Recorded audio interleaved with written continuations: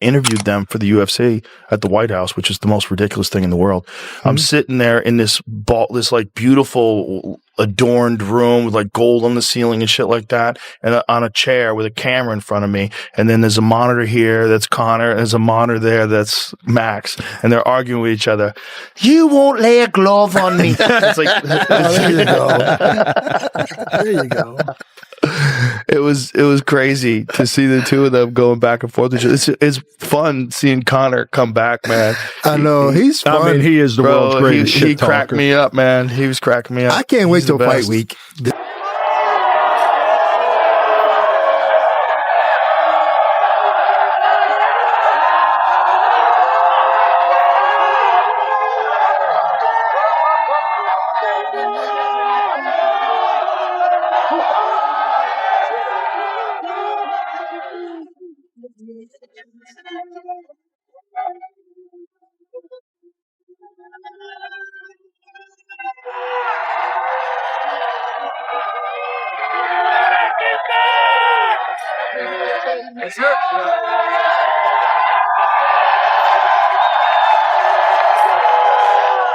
Speaking of Connor, how well does he do next week? Boy, we're going to find out. We're really going to find out what's going on if it gets into the second and third rounds. That's when we're really going to find out. We'll know. We'll know immediately. At that point. But I mean, whether or not he can really fight for 5 rounds. I against a don't guy know with if he can, man. With a great gas tank. Yeah. Max says. After 5 years of tearing your body up. You don't know, right? Because it's all in a vacuum. Like, there's some training footage of him beating guys up that you've seen, but who knows what he actually has been doing. We know he's been partying, but has he also been like really training? Because if he's been really training and he shocks everybody because he's still got his skills. Yeah. I mean, my God, if he somehow or another sparks out Max in like the first round, do you know how big he becomes? He's right back. Right back. Right back. This is why I'm back. For the love of the game and the love of the fans. It's great to be back here in Las Vegas. 5 years out. But I'm fighting since I came out of the womb. And I'll be fighting until the day I go out. So this is another day for McGregor, baby. Connor, you have said you have felt a little bit of disrespect from Max after he says he can drag you to deep waters and drown you. Why are you taking that as disrespect? And what is your response to those comments? He's not in against an Ortega or a featherweight. This is a different animal altogether. So all the best with that, Max. It's not happening. We're going to find out Saturday night.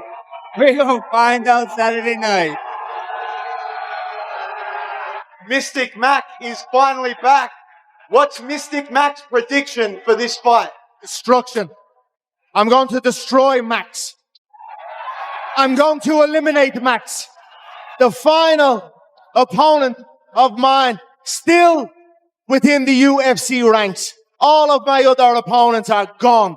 Max is the last one left. And on Saturday night, he gets eliminated for good. Connor, Max says he's the best boxer in the UFC. Do you believe he's the best boxer in the UFC? I think his boxing is abysmal. I don't rate it once.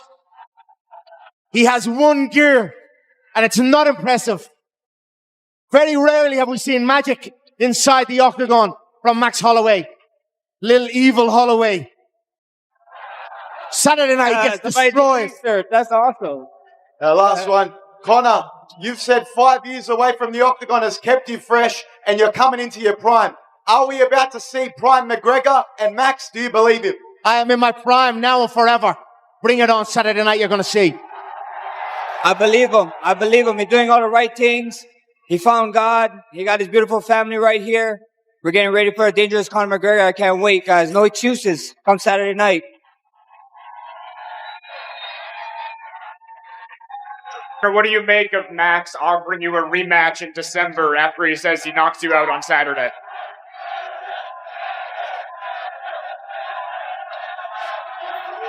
I find it disrespectful. I find it shows he is here for the economics of it. He must not realize the danger he is in. I forecast Holloway's retirement on Saturday night. Not a trilogy for cash. And Max, what is your prediction for how you finish Conor on Saturday night? I hope he knows how to swim. I'm drowning his ass.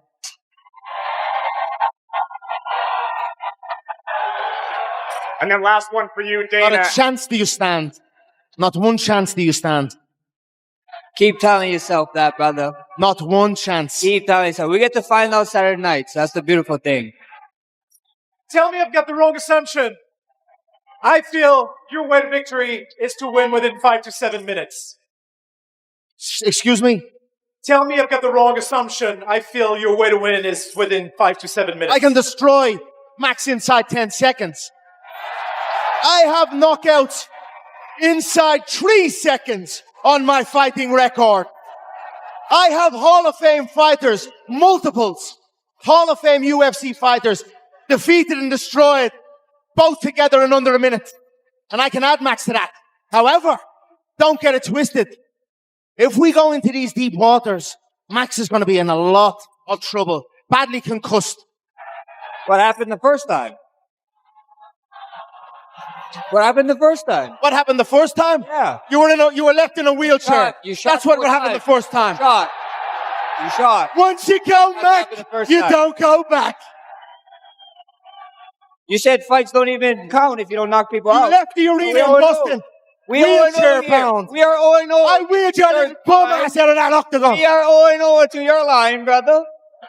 Max, you represent the Ninth Island, the Hawaiian Islands, your ancestry, warrior spirit.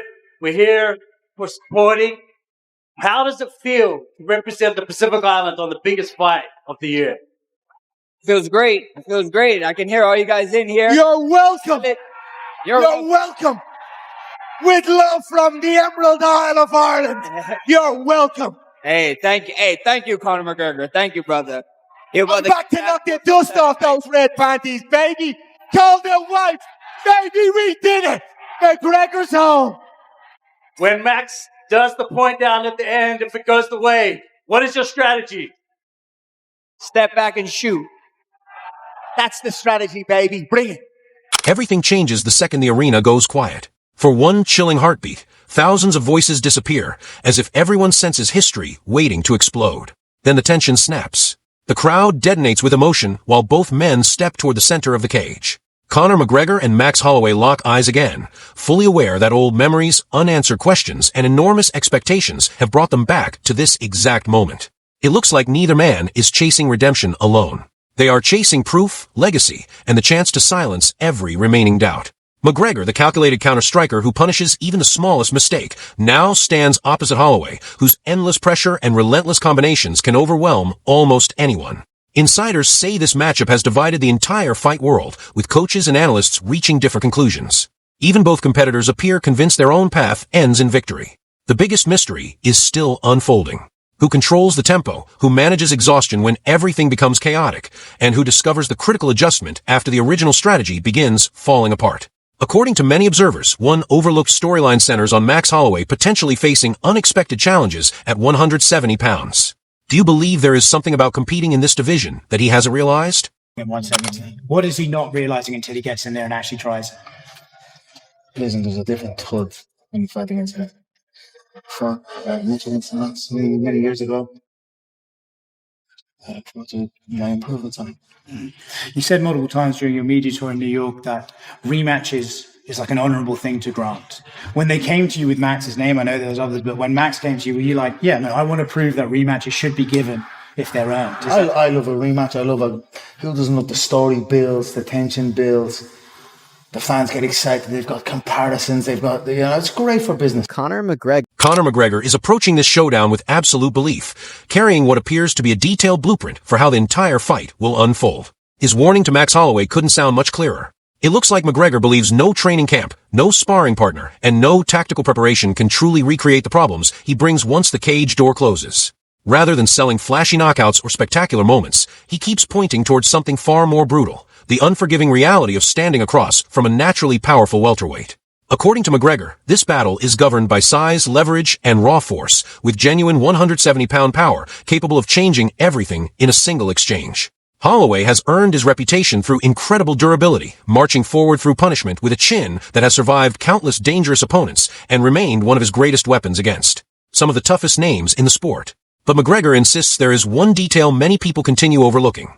None of those battles came against him competing at this division. The damage Holloway managed to survive at featherweight, McGregor believes, could carry completely different consequences once that same pressure arrives backed by true welterweight mass and physical strength. If his prediction proves accurate, every passing minute becomes increasingly dangerous. The longer Holloway survives without serious damage, the more his relentless pace and overwhelming volume begins stacking pressure on McGregor. But if the power difference is really as dramatic as McGregor insists, Holloway's greatest strengths, his granite chin, endless cardio, and non-stop aggression, could unexpectedly become the very traits that work against him. McGregor is painting the picture of a completely one-sided performance, convinced this fight ends with Holloway learning a lesson he will never forget. A lot of questions about McGregor this week, a ton of them.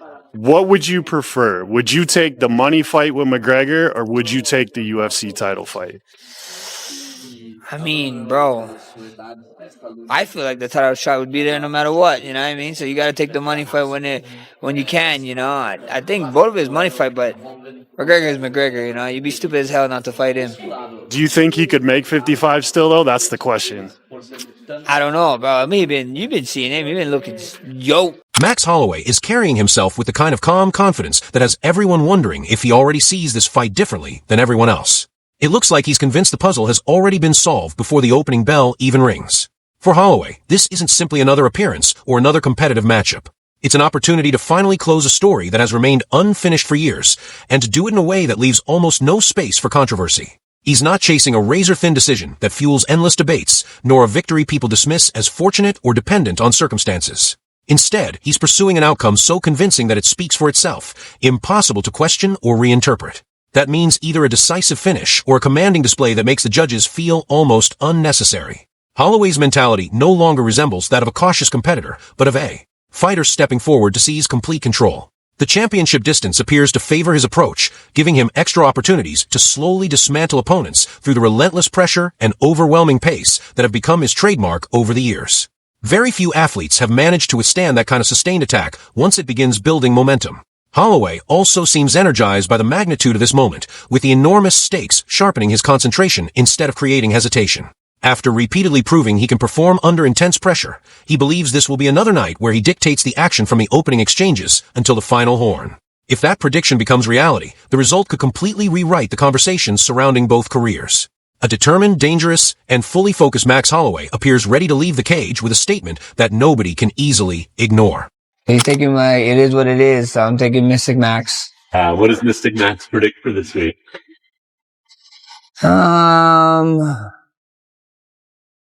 We drown him. We're going to give him an old Hawaii-style beating and drown. Max Holloway has never hidden the formula behind his success.